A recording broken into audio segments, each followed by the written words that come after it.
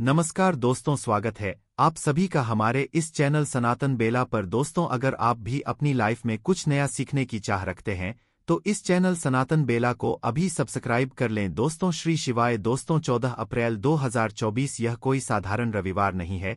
इस दिन मासिक शिवरात्रि रविवार की रात पड़ रही है। इस रविवार की रात सोने से पहले थोड़े से गुड़ का वह उपाय जिसने भी कर लिया वह हो जाएगा धनवान, उसकी अगली 7 पुश्त तक होगी धन की बरसात। गुड़ के वह उपाय जो सिर्फ रविवार के दिन किए जाते हैं।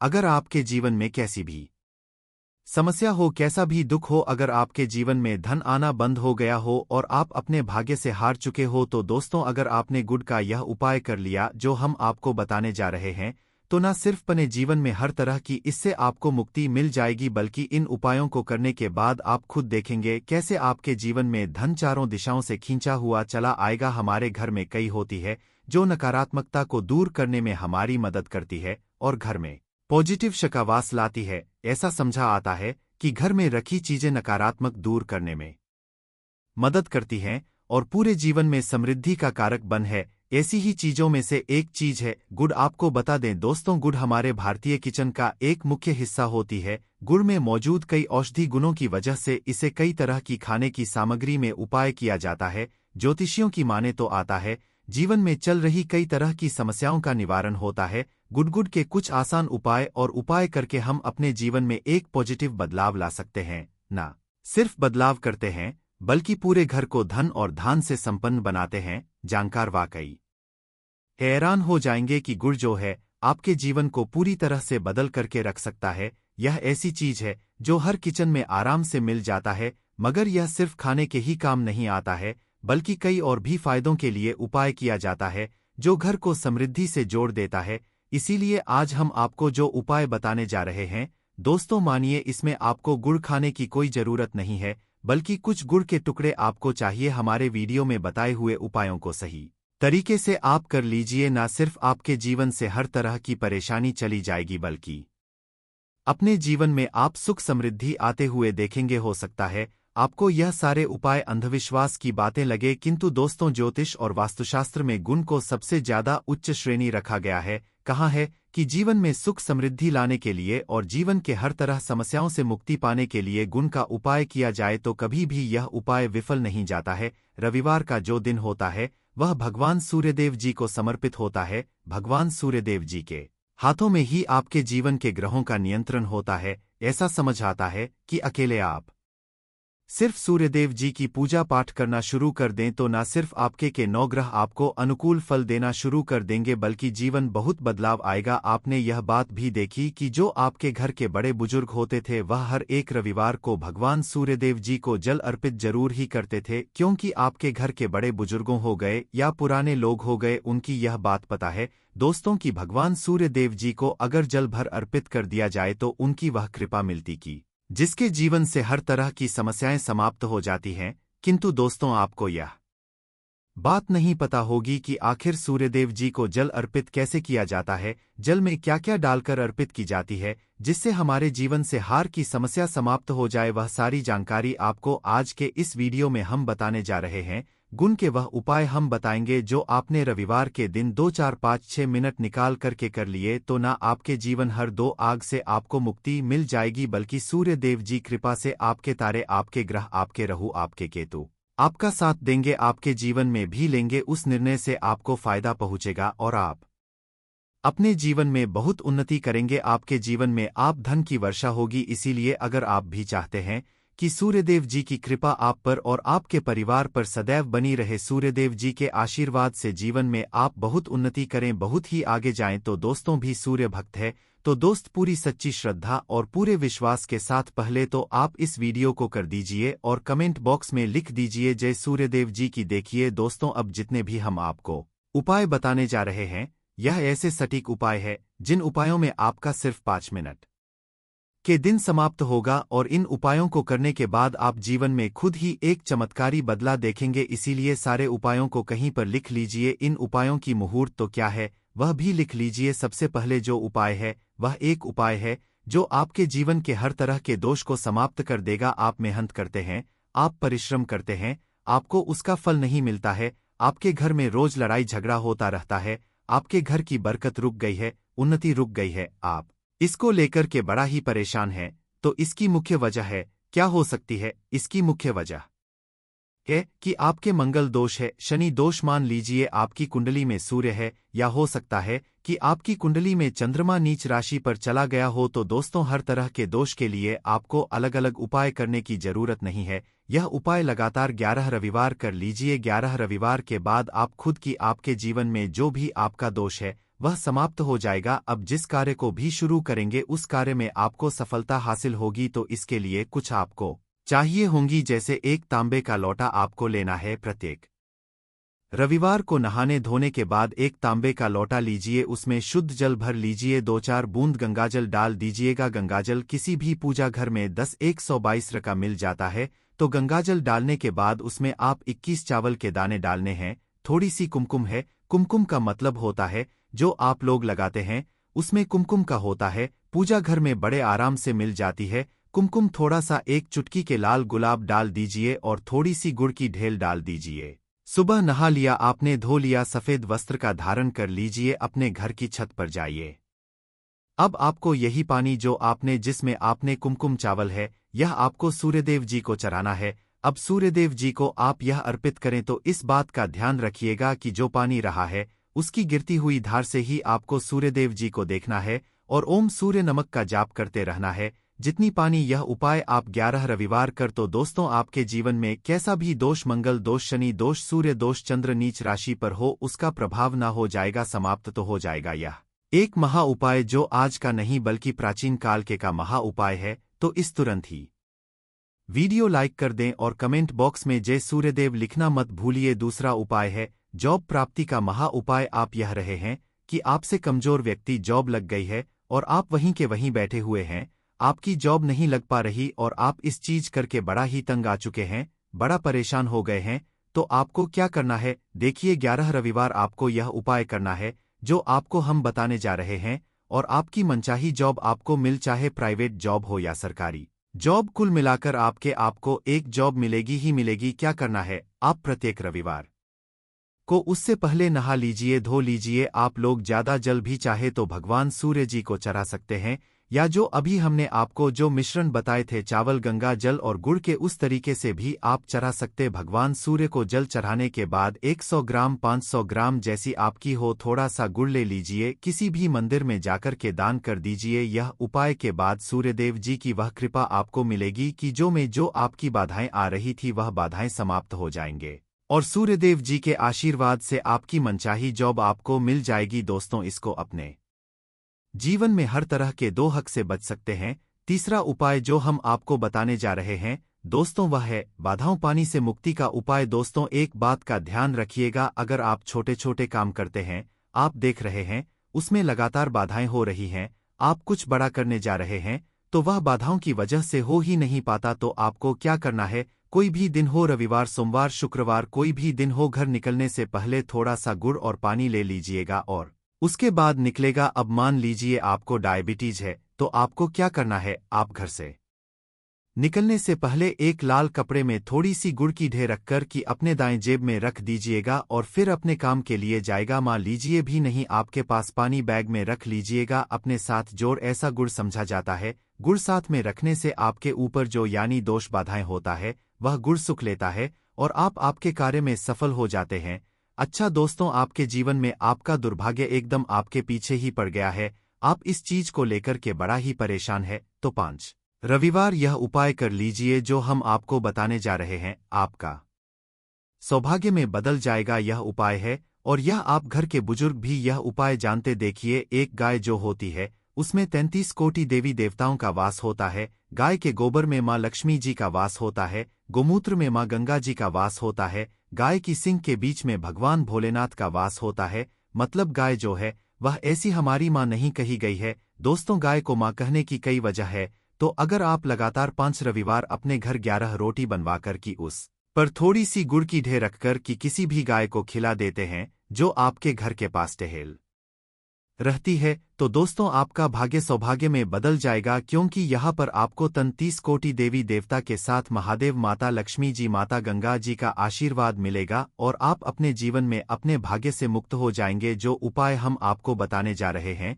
यह उपाय थोड़ा ध्यान सुनिए, यह बहुत ही साधारण उपाय है। दोस्तों, अगर आप चाहते हैं कि आपके जीवन से धन संबंधित परेशानियों से आपको मुक्ति मिल जाए तो क्या करना चाहिए, देखिए आप लोगों को रविवार के दिन, रविवार का दिन क्योंकि सूर्यदेव जी का दिन होता है, इस दिन अगर आप लोग एक कंबल हो गया या कोई ऐसी चीज हो गई जिससे किसी गरीब की हो सके, उसमें थोड़ा सा गुड़ रख करके दान कर दीजिए। कंबल हो, कपड़ा हो गया, छतरी हो गई ऐसी जिससे किसी भी व्यक्ति का मदद हो सके, या चावल ही हो गया कि इसमें थोड़ा सा गुड़ रख करके किसी भी व्यक्ति को जो मंदिर के बाहर बैठे भिक्षुक होते हैं उनको दान कर दें, तो इससे आपको भगवान सूर्यदेव जी की असीम कृपा हासिल होती है।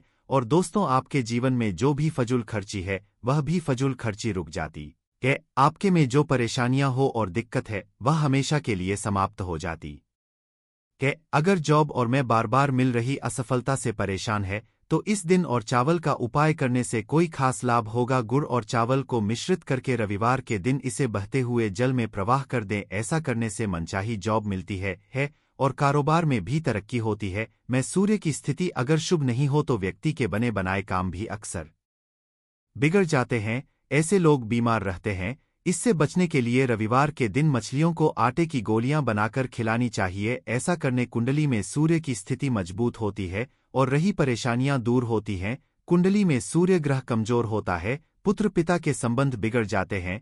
इसके लिए रविवार के दिन सूर्यदेव की पूजा जरूर करनी चाहिए। सूर्य आदित्य मंत्र का जाप करते हुए प्रतिदिन भगवान सूर्यदेव को ब्रह्मा मुहूर्त में देने से खास लाभ मिलता है। रविवार के दिन तांबा, गुड़, गेहूं, मसूर की दाल का दान जरूर करना चाहिए। पूजा पर सूर्य यंत्र की स्थापना करें और प्रतिदिन उसकी विधिवत पूजा करें, ऐसा सूर्य की खास कृपा होती है, हर कार्य में सफलता मिलती है। अगर आप हर दिन सूर्यदेव की उपासना नहीं करते हैं तो भी रविवार के दिन सूर्यदेव की पूजा जरूर करें। रविवार के दिन हृदय स्तोत्र का पाठ करने से सूर्यदेव प्रसन्न होते हैं और भक्तों की मुश्किलें दूर करते हैं। दोस्तों, घड़ी को भूलकर भी इस दिशा में ना लगाएं, इससे फैलती है घर में नकारात्मकता। इसी के साथ हम जानेंगे दोस्तों, क्या आपको कैलेंडर कहां पर नहीं लगाना है, क्या गलती आपको नहीं करनी है, और साथ ही मैं आपको बताऊंगी कि अगर आपके घर में वास्तु दोष है तो कैसे आप जान सकते हैं और क्या उपाय कर सकते हैं जिससे कि वास्तु दोष दूर हो और आपके जीवन से परेशानियां खत्म हो। तो पूरी जानकारी के लिए इस वीडियो को अंत तक जरूर देखिएगा। दोस्तों, अब जानते हैं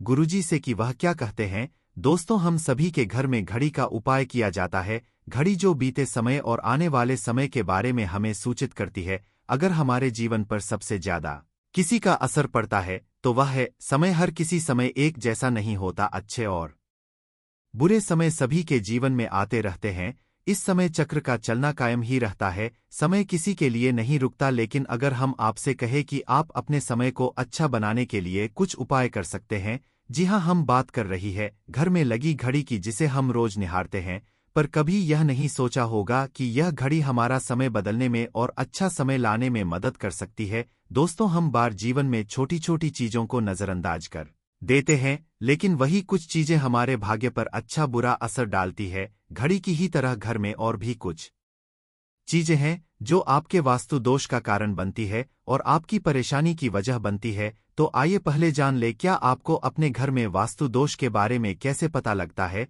और किस तरह से आप बड़ी ही आसानी से इसे कर सकते हैं। दोस्तों, वास्तुशास्त्र के अनुसार किसी भी घर में वास्तु दोष होने से सुख शांति और पारिवारिक उन्नति में बाधा पैदा होती है। वास्तु दोष के कारण पंपने वाली नकारात्मक ऊर्जा से व्यक्ति के भाग्य पर बुरा असर पड़ता है, साथ ही घर के लोगों को कई तरह की परेशानियों का सामना करना पड़ता है। दोस्तों, शास्त्रों के अनुसार अगर हम यह छोटे मोटे उपाय कर ले तो अपने घर नेगेटिव एनर्जी से छुटकारा पा सकते हैं। तो आइए जानते हैं, लेकिन उससे पहले दोस्त आपसे रिक्वेस्ट है कि वीडियो को लाइक करें, अपने दोस्तों के साथ शेयर करें और अगर आपने अभी तक चैनल को सब्सक्राइब नहीं किया तो सब्सक्राइब करके बेल आइकॉन जरूर प्रेस कर ले। दोस्तों, नंबर 1, जीवन में तरक्की पाने के लिए रोज पहली रोटी गाय को दे, पीपल को जल चढ़ाए और चींटियों को मिला आटा दे, तांबे के लोटे में जल लाल चंदन मिलाकर रात को अपने सर के पास रखकर सो जाए, सुबह उस जल को तुलसी को चढ़ा दे। ऐसा करने से आपकी परेशानियां धीरे धीरे दूर हो जाएंगी। नंबर 2, वास्तु के मुताबिक अगर आपके घर में तिजोरी है